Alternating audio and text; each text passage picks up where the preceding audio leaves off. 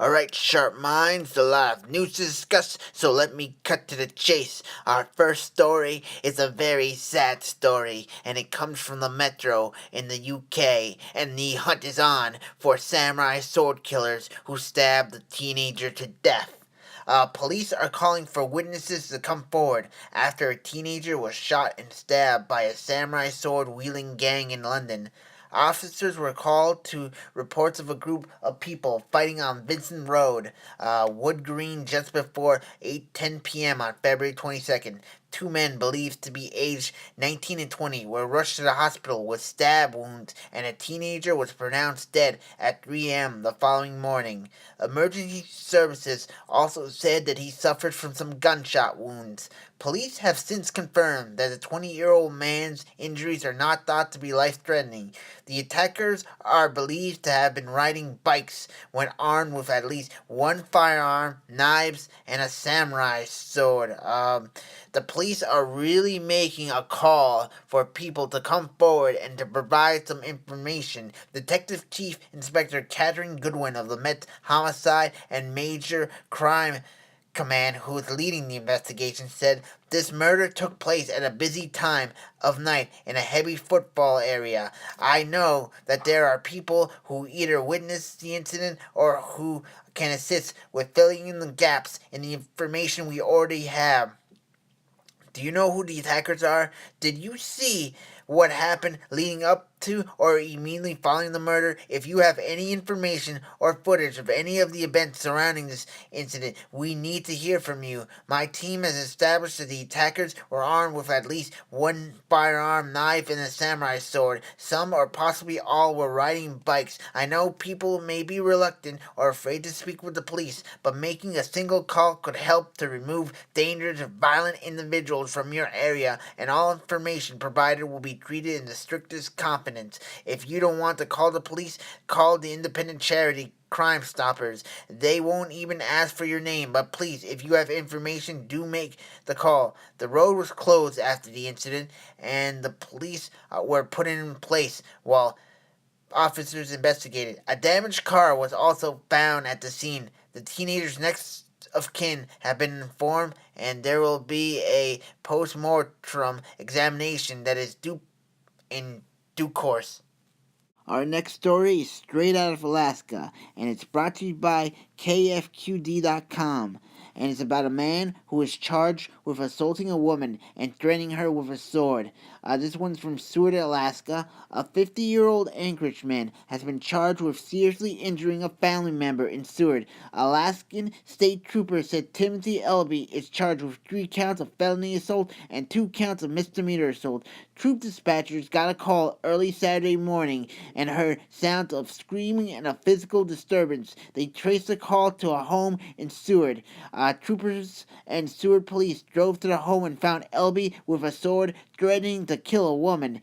Troopers then determined that Elby had smoked meth and had seriously injured the woman before grabbing the sword, so thankfully he did not attack her with the sword.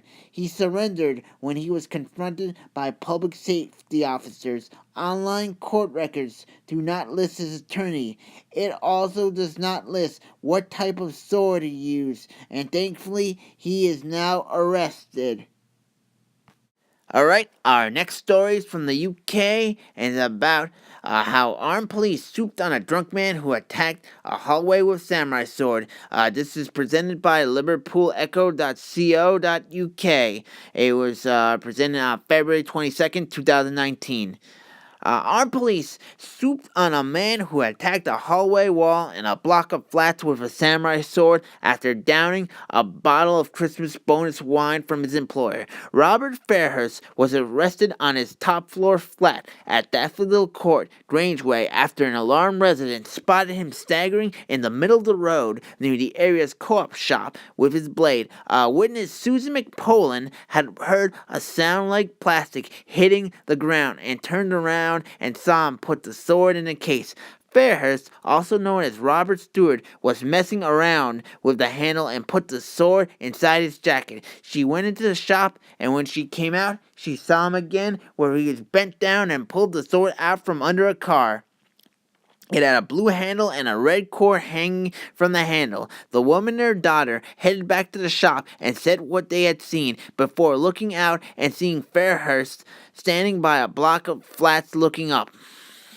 CCTV had spotted the defendant waving his arms around like he didn't care and something was glinting as he did so, and this footage assisted armed police in tracking the defendant to Daffodil Court. The officers, packing some serious heat, spoke to residents who said they had heard loud banging in the block's communal hallways. On the top floor, police found a slice in the plasterboard on the corner of a wall. They knocked at the defendant's flat and Fairhurst answered. They saw the sword in his case and arrested him. The defendant said he had drunk a bottle of wine and had been walking around trying to find a bin to put the sword in, but the storage areas were locked. He pleaded guilty to criminal damage and having a blade in a public place. The sliced wall belonged to Halton Housing, and the damage was worth €50. Ian Waltz, the defending lawyer, said his client had drunk a bottle from a box of wine that was a Christmas gift from Matthew Clark Alcohol Wholesalers, who had been his employer before Fairhurst lost his job. He said Fairhurst had not threatened anyone with the displaced sword. The handle had been detached, and his client had not been taking his medication.